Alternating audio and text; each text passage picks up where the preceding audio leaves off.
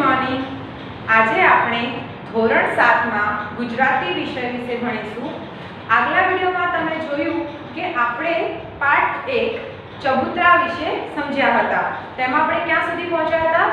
ત્યાં આપણે સ્વાધ્યાયના પ્રશ્નો પૂરા કર્યા હતા અને ચબૂતરા વિશે 5 વાક્યો લખ્યા હતા।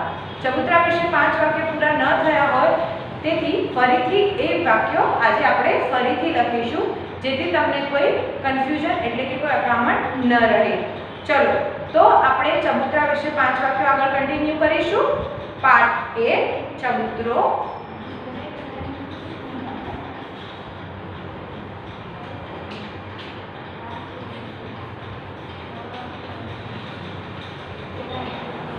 એકવાર ફરીથી તમને પૂછું છું, ચબૂતરાનો પ્રકાર શું છે? ચિત્રપાઠ।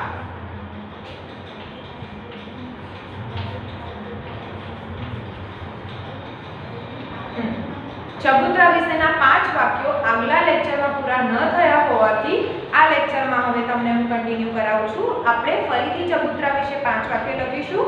તેની પહેલા આપણે 5 વાક્યો ફરીથી બનાવી લઈએ। તો ચબૂતરો જુઓ તો ચબૂતરાનું ચિત્ર તમને આની પહેલા બતાવી દઉં કે તમારે ધોરણ 7 માટે ગુજરાતી વિષય માટે તમારે ગુજરાત બોર્ડની ધોરણ 5ની પાઠ્યપુસ્તક ખરીદવાની રહેશે। ગુજરાત બોર્ડની ધોરણ 5ની પાઠ્યપુસ્તક ખરીદવાની રહેશે, બરાબર છે? ચલો હવે આપણે ચબૂતરા વિશે 5 વાક્યો બોલીશું। તો ચબૂતરામાં પક્ષીને ચણ નાખવામાં આવે છે। તમે ચબૂતરાનું ચિત્ર ખોલો તો તેમાં શું દેખાય છે તમને? ચબૂતરામાં પક્ષીને ચણ નાખવામાં આવે છે। ચબૂતરા નીચે પાણીની ઢીબ લટકાવવામાં આવે છે। કેમ ઢીબ લટકાવવામાં આવે છે તમને ખ્યાલ જ છે। ચબૂતરા નીચે ઢીબ ચબૂતરામાં આવતા પક્ષીઓને પાણી પીવા માટે। ત્યાર પછી ચબૂતરાની ઉપર જે છત છે એના વિશે શું આપણે વાક્ય બનાવી શકીશું?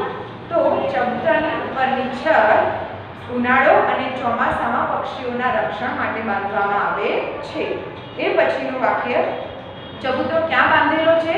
ચબૂતરો ગામની ચોકની વચ્ચે બાંધેલો છે।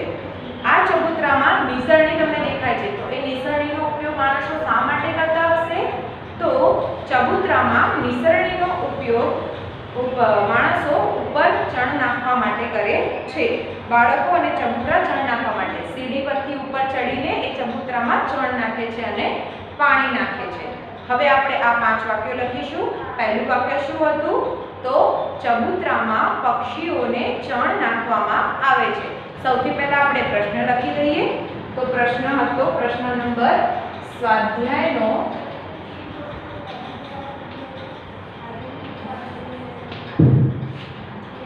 પ્રશ્ન 2 ચબૂતરા વિશે 5 વાક્યો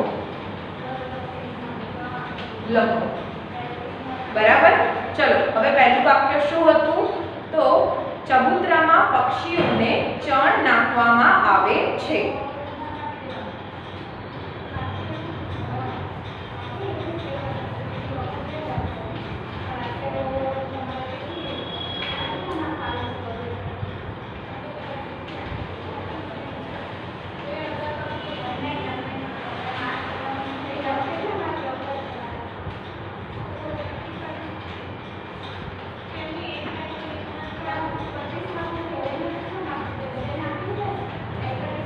ચબૂતરામાં પક્ષીઓને ચણ નાખવામાં આવે છે। હવે પછી બીજું વાક્ય શું હશે? ચબૂતરાની નીચે, ચબૂતરાની છત પર ચબૂતરામાં નીચે ઢીબ લટકાવવામાં આવે છે। ચબૂતરામાં નીચે પાણીની ઢીબ લટકાવવામાં આવે છે।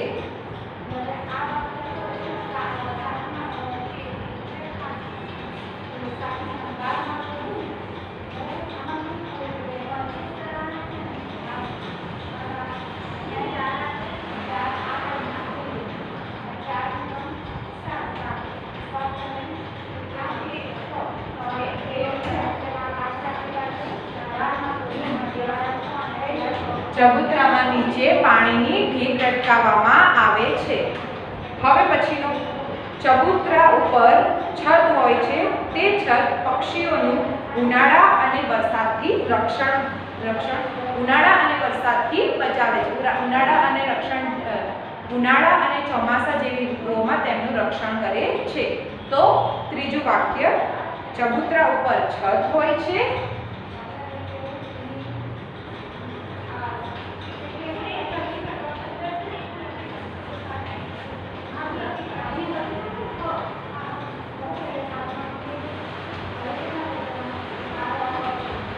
જે ઉનાળો અને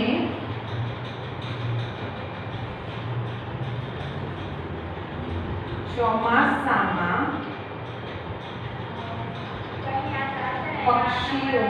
પક્ષીઓનું રક્ષણ કરે છે. કઈ રીતે રક્ષણ કરે છે? ચોમાસામાં અને ઉનાળામાં ખરો તાપ હોય તો પક્ષીઓ ચબૂતરામાં આવીને બેસીને થોડીવાર આરામ કરી શકે છે અને ચોમાસામાં વધુ વરસાદ હોવાથી એ ચબૂતરામાં બેસીને થોડીવાર આરામ પણ કરી શકે છે. હવે પછીનું ચોથું વાક્ય, ચબૂતરો ક્યાં છે? તો ચબૂતરો ગામની વચ્ચે છે, ગામના ચોકમાં છે. તો આ ગામની વચ્ચે એક ચબૂતરો છે.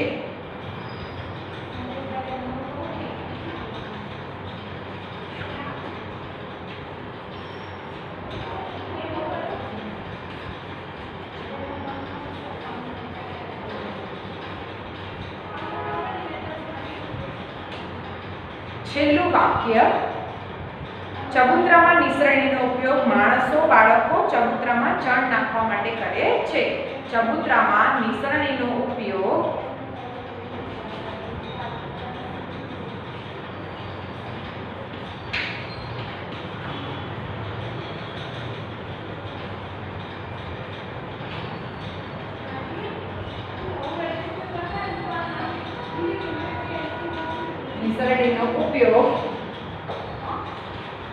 તેમાં ચણ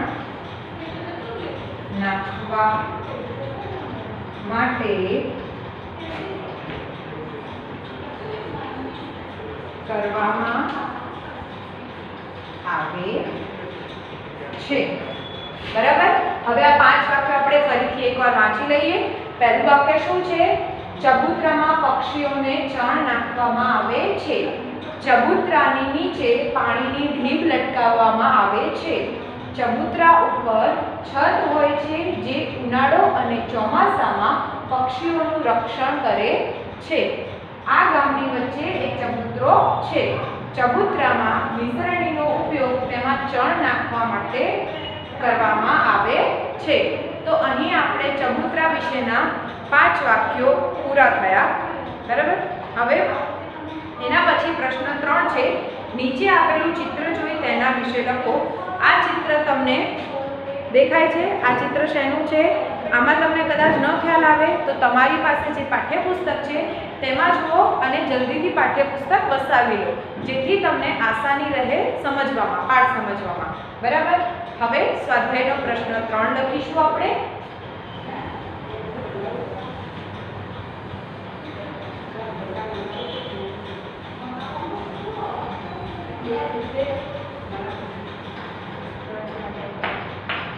શું છે પ્રશ્ન 3 સ્વાધ્યાયનો?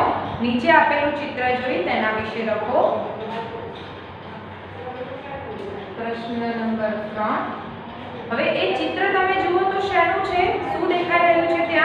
ત્યાં ઘણા બધા લોકો દેખાઈ રહ્યા છે. ત્યાં એક રિક્ષા પણ દેખાય છે. અમુક કામદારો દેખાય છે. અમુક બાળકો શાળાએ જતા દેખાય છે. એક સૂરજ દેખાય છે જે ઉગી રહ્યો છે, એટલે ચિત્ર સવારનું હશે એવું માની શકીએ. બરાબર. પનિહારીઓ પાણી ભરવા જઈ રહી છે. કામદારો મજૂરી કામ માટે જઈ રહ્યા છે. ખેડૂત ખેતર ખેડવા જઈ રહ્યા છે. અને સરોવરના કિનારે, તળાવના કિનારે અમુક સ્ત્રીઓ પોતાનું ઘરકામ કરી રહી છે. તો હવે આના વિશે આપણે વાક્ય બનાવવાના છે. તો વાક્ય બનાવીશું તો પહેલું વાક્ય શું બનશે કે બે ટેકરી વચ્ચે સૂરજ ઉગતો દેખાય છે. તમે જોઈ શકો છો, આ દેખાઈ રહ્યો છે તમને અહીંયા. આ શું છે? બે ટેકરી છે. ગામમાં પહાડ તો ન હોઈ શકે ને, આ બે ટેકરી છે. તો ત્યાં તમને શું દેખાઈ રહ્યું છે? સૂરજ ઉગતો દેખાઈ રહ્યો છે. તો પહેલું વાક્ય આપણું શું બનશે? બે ટેકરી વચ્ચે સૂરજ ઉગતો દેખાય છે. ચલો તો આપણે પહેલું વાક્ય લખીશું કે બે ટેકરી વચ્ચે સૂરજ ઉગતો દેખાય છે. પહેલું વાક્ય, બે ટેકરી વચ્ચે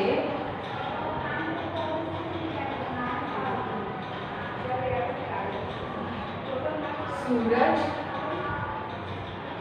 ઉગતો દેખાય છે. પહેલું વાક્ય આપણું અહીંયા બની ગયું. બીજું વાક્ય શું છે? ત્યાં પનિહારીઓ પાણી લઈને જઈ રહી છે. તો બે પનિહારીઓ પાણી લઈને જાય છે. બીજું વાક્ય શું બનશે? પનિહારી કોને કહેવાય? જે પાણી ભરવા જાય તેને પનિહારીઓ કહેવાય. એ બે સ્ત્રીઓ, એ બે પનિહારીઓ પાણી લઈને જાય છે. તો બીજું વાક્ય બનશે,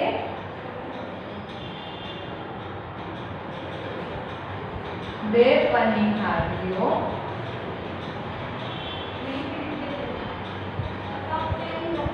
પાણી ભરીને જાય છે. અથવા તો એ પાણી ભરવા જતી હોઈ શકે. ત્રીજું વાક્ય, ખેડૂતો ક્યાં જઈ રહ્યા છે? ખેડૂતો ખેતરમાં ખેતી કરવા જાય છે. ખેડૂતો ખેતરમાં ખેતી કરવા જાય છે. તો આપણું ત્રીજું વાક્ય શું બનશે? ખેડૂતો ખેતરમાં ખેતી કરવા જઈ રહ્યા છે. ચલો ત્રીજું વાક્ય બનાવીએ. ખેડૂતો ખેતરમાં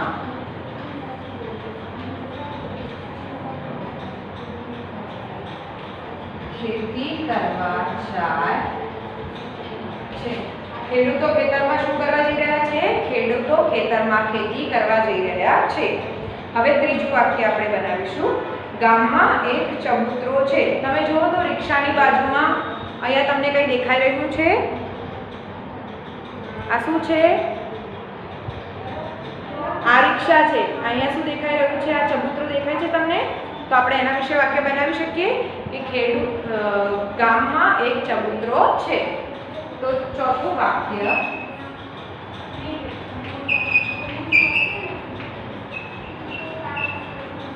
ગામમાં એક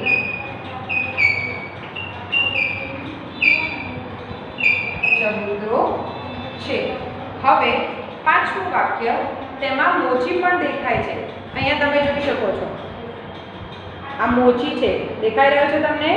તો ગામમાં એક મોચી પણ છે.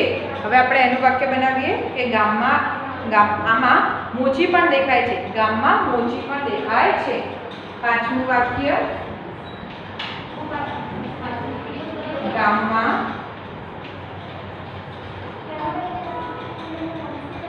મોચી દેખાય છે.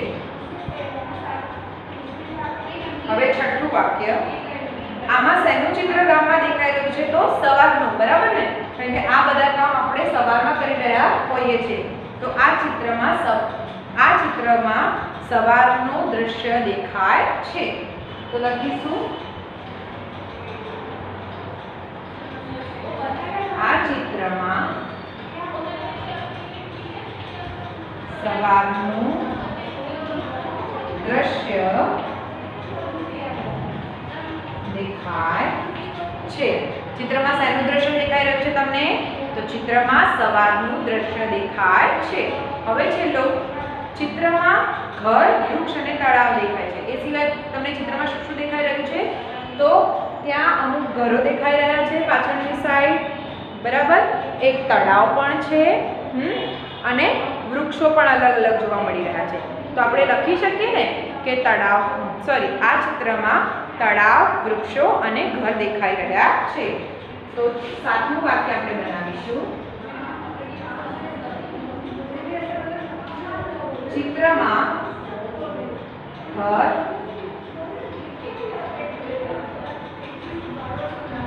વૃક્ષ અને તળાવ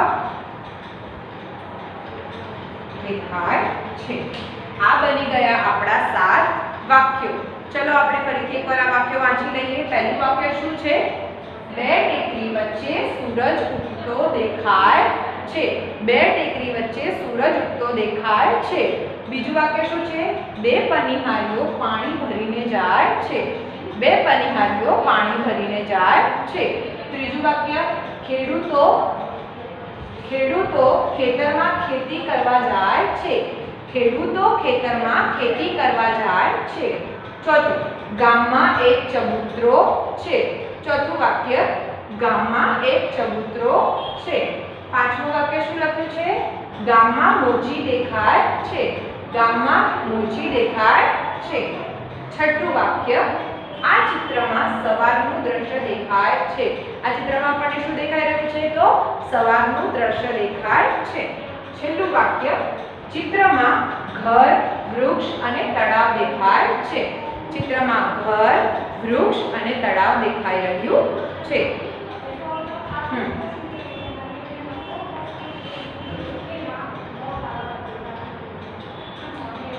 ઠીક છે।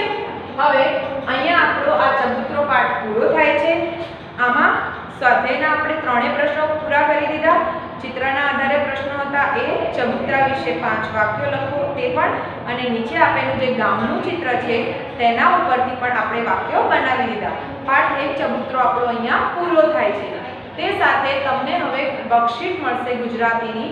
તે વર્કશીટમાં તમારે આ 3 પ્રશ્નો મેં બધા પૂછેલા છે। સ્વાધ્યાયના આધારિત જ બધા પ્રશ્નો છે, એટલે એમાં કોઈ ગૂંચવણ લાગે તો તમે વિડીયો જોઈ શકો છો। અને વર્કશીટ તમારી 25 માર્ક્સની હશે। એ માર્ક્સ તમારા જેમ તમે યુટી લખો છો તેવી જ રીતે સારા અક્ષરે લખવાની છે, જેથી આ માર્ક્સ તમારા આગળ કાઉન્ટ થશે। બરાબર છે? એટલે વર્કશીટ સારા અક્ષરે લખવાની રહેશે। અને વર્કશીટ A4 સાઈઝના પેપરમાં એક જ સાઈઝના પેપરમાં લખવાની રહેશે। જેમ આગળ વર્કશીટ છે તો પાછળ તમારે A4 સાઈઝનું પ્રિન્ટ પેજનું પેજ લેવાનું છે। તેમાં એક લાઈન છોડીને એક લાઈનમાં જ જવાબ લખવાના છે। પ્રશ્ન સાથે જવાબ। પહેલા પ્રશ્ન 1, તમારું પ્રોપર નામ, ધોરણ, તારીખ બધું જ લખવાનું। બરાબર? પછી ત્યાં પ્રશ્ન 1 એનો પ્રશ્ન હેડિંગ પર લખવાનું, ત્યાર પછી પ્રશ્ન લખવાનો, પછી જવાબ લખવાનો, પછી એક લાઈન છોડીને પછી બીજો પ્રશ્ન સ્ટાર્ટ કરવાનો છે। બધું ભેગું લખવાનું નથી। પ્રોપર સારી રીતે જેમ તમે પેપર લખો છો તે જ રીતે વર્કશીટ લખવાની છે। વર્કશીટના માર્ક્સ તમારા કાઉન્ટ થશે। બરાબર? હવે પાઠ 1 ચબૂતરો આપણો અહીંયા પૂરો થાય છે। પાઠ 2 પર્વત તારા કાવ્ય છે એ કાવ્ય 2 પર્વત તારા વિશે આપણે હવે આગળ જાણીશું।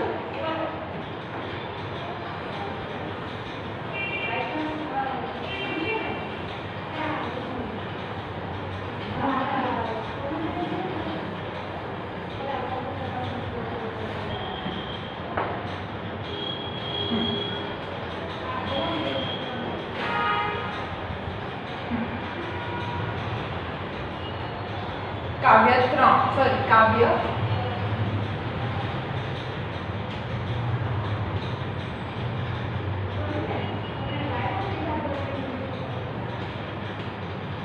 પર્વત તારા। આ પાઠના લેખક છે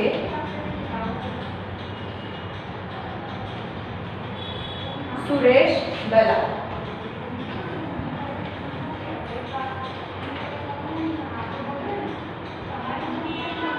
આ પાઠના લેખક છે, આ કાવ્યના લેખક છે સુરેશ દલાલ। આનો પ્રકાર શું છે? કાવ્ય ન। આનો પ્રકાર કાવ્ય નથી, આ એક પ્રાર્થના છે। તો આ કાવ્યનો પ્રકાર શું કરી શકાય આપણે? કાવ્ય, સોરી પ્રાર્થના। પ્રકાર છે આનો પ્રાર્થના। આ એક પ્રાર્થના છે। તો એમાં આપણે વાંચીશું કે આ સુંદર પ્રાર્થના છે। પ્રાર્થનામાં આવતા પર્વત, નદી, સરોવર, દરિયો, વૃક્ષો, સૂર્ય, ચંદ્ર, તારા, પાણી, પક્ષી, જીવજંતુઓ વગેરે કુદરતના અંશો વિશે તમને સમજૂતી આપવામાં આવી છે। અહીં કવિ સઘળા કુદરતના અંશોમાં ઈશ્વરને જુએ છે। પરંતુ અહીંયા જે કવિ છે, કવિનું નામ શું છે? સુરેશ દલાલ। એ કુદરતના અલગ અલગ અંશો તમને દર્શાવે છે। એ અંશોમાં કવિ ભગવાનને, ઈશ્વરને જુએ છે। આપણે અઘરા શબ્દો લખી દઈશું। શબ્દ સમજૂતી જેમાં આપેલી છે એ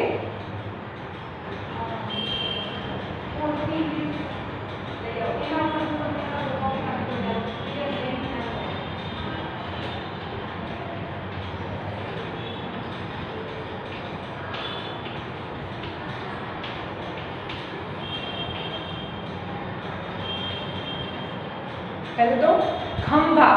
ખંભા એટલે ખભા.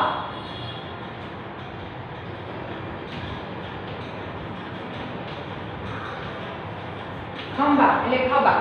આજે આપણો ખભો જે કહે ને શોલ્ડર, ખભા, બરાબર. બીજું છે સરોવર. સરોવર એટલે કુદરતી રીતે બનેલું સરોવર.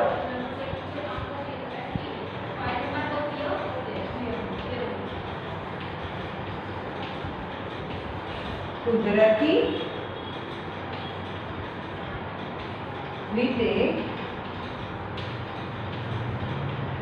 બનેલું સરોવર. સરોવર એટલે કુદરતી રીતે બનેલું સરોવર. એ પછી શું છે? વિશાળુ. વિશાળુ એટલે વિશાળ, ઘણું મોટું.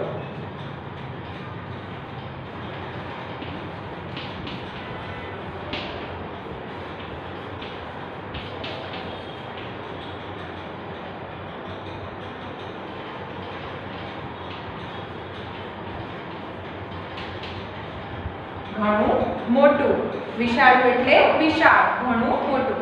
એ પછીનો છે શબ્દ રળિયાળ. રળિયાળ એટલે અહીં કાવ્યના આધારે એનો અર્થ થાય છે સુંદર. રળિયાળ.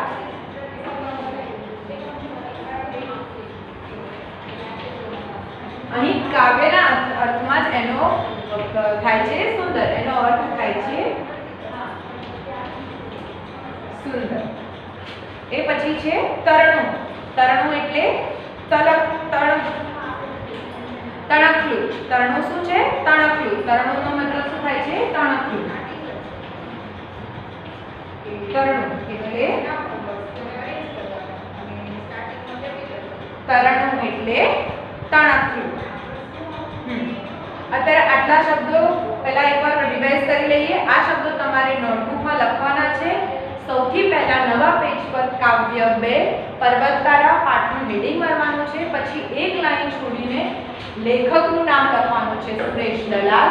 એ પછી નીચેની લાઈનમાં એનો પ્રકાર લખવાનો છે, પ્રાર્થના. અને એના શબ્દની સમજૂતી કરીને નીચે લખવાનું છે. સૌથી પહેલો શબ્દ કયો છે? ખંભા. ખંભા એટલે શું થાય? ખભા. પછી શું છે? સરોવર.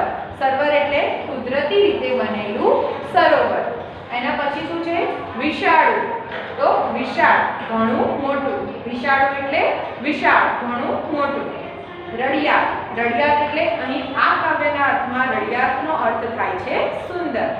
એ પછી છે તરણું. તરણુંનો અર્થ શું થાય છે? તણખલું. બરાબર. હવે પછીના શબ્દો આપણે લખીશું.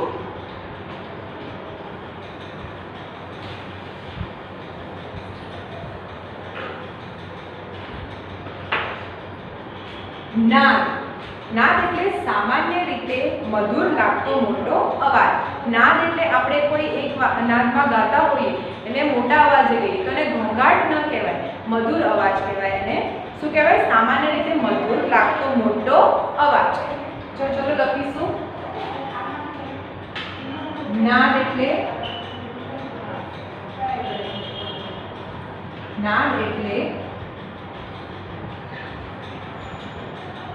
સામાન્ય રીતે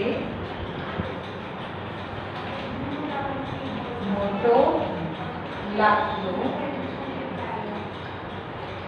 અવાજ. એ પછી છે સોગાદ. સોગાદ એટલે તો ખબર જ હશે, ભેટ, ગિફ્ટ ઇંગ્લિશમાં કહીએ. સોગાદ એટલે ભેટ. એ પછી છે અગિયાર. આ શબ્દ તમારી માટે નવો હશે.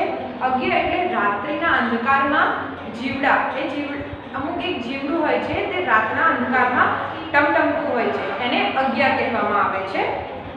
તો હવે એને લખીશું અગિયાર. રાત્રિના અંધકારમાં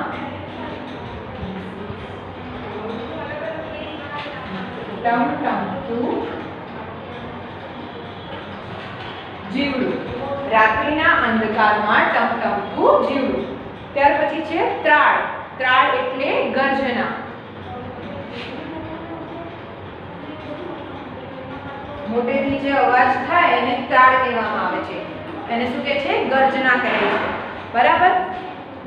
હવે ફરીથી આપણે આ બધા જે શબ્દો છે એને આપણે એકવાર રિપીટ કરી લઈએ. તો શબ્દની સમજૂતી શું કહેવામાં આવે છે અહીંયા? સૌથી પહેલા તમે શું લખ્યું હતું? ખંભા. ખંભા એટલે ખભો. સરોવર. સરોવર એટલે કુદરતી રીતે બનેલું સરોવર અને તળાવ પણ કહી શકાય.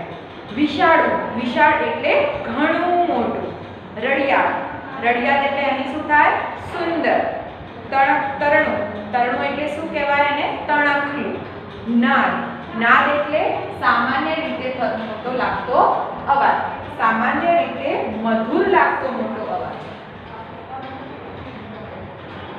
અહીંયા મિસ્ટેક થઈ છે. સામાન્ય રીતે મધુર લાગતો મોટો અવાજ. સામાન્ય રીતે મધુર લાગતો મોટો અવાજ. સોગાત એટલે ભેટ, ગિફ્ટ. અગિયા. અગિયા એટલે રાત્રિના અંધકારમાં ટમટમતું જીવડું. અને છેલ્લું છે ત્રાળ. ત્રાળ એટલે ગર્જના. હવે આપણે કાવ્યનો રાગ પ્રાર્થના ગાઈશું. બરાબર છે? પહેલા આપણે પ્રાર્થના ગાઈ લઈએ, પછી એને સમજીશું. પર્વત તારા પહોળા ખંભા, સરવર તારી આંખ. હે ઈશ્વર હું તને જોઉં છું ક્યાંક ક્યાંક ને ક્યાંક. દરિયો તારો દિલ વિશાળું, વૃક્ષો તારી વાત. મેઘધનુષના રંગોમાં તું રમી રહ્યો રડિયાળ. તું તરણાનો તારણહારો, ઝરણાનો તું નાદ. ફૂલ ફૂલની રંગ સુગંધે તારી છે સોગાદ. સિંહ વાઘને કોયલ બુલબુલ, પતંગિયાને તમરા. સૂર્ય ચંદ્રને તારા આવે, અહીં અગિયાને ભમરા. રાળ ત્રાળને લાડની સાથે મોર પીંછનો સૂર. સંતા કુકડી રમતો રમતો રહે નજીક ને દૂર. અજવાળાના કાંઠે વચ્ચે અંધારાની નદી વહે. એમાં મોટી હોળીને આ કોણ હંકારે તું જ કહે. આ પ્રાર્થનાનો રાગ નથી. આ પ્રાર્થના મેં વાંચી છે સરળ રીતે. હવે આપણે એકવાર એ પ્રાર્થના રાગમાં ગાઈશું. પર્વત તારા પહોળા ખંભા, સરવર તારી આંખ.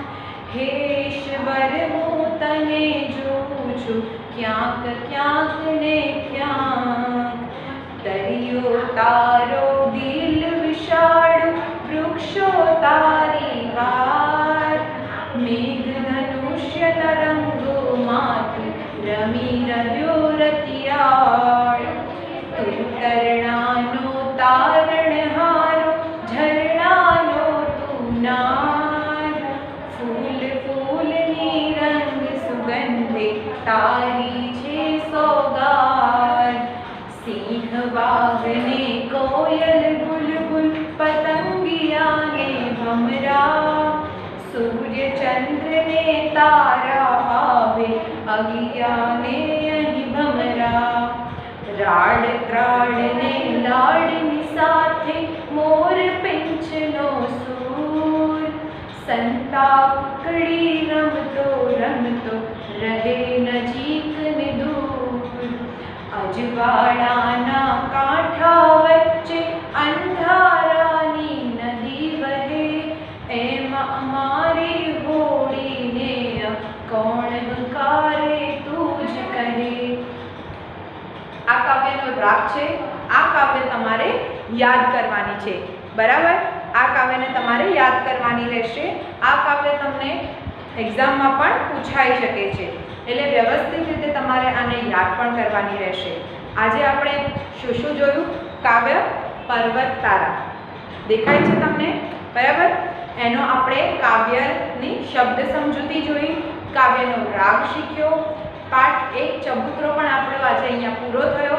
ત્યાર પછી કાવ્ય 2 જે પ્રાર્થના છે તે અહીંયા આપણે પૂરી કરી। તો તમારો આજનો હોમવર્ક એ રહેશે કે પાઠ 1 ચબૂતરોનું સ્વાધ્યાય પૂરું થઈ જવું હોવું જોઈએ। પાઠ 2 કાવ્ય 2 જે પર્વતતારા છે એની શબ્દની સમજૂતી મેં તમને અહીંયા આપી। એ સમજૂતી 2 થી 3 વાર તમે નોટબુકમાં લખીને યાદ કરી લેજો, જેથી તમને જ્યારે પણ કાવ્ય સમજૂતી કરું ત્યારે તમને કોઈ જ કન્ફ્યુઝન એટલે કે કોઈ પ્રોબ્લેમ રહે નહીં। તમને સમજૂતી શબ્દ સમજૂતી ખ્યાલ હશે તો તમને કોઈ પ્રોબ્લેમ આવશે નહીં। કાવ્ય તમે ઝડપથી સમજી શકશો અને કાવ્ય યાદ કરવાની છે। Thank you.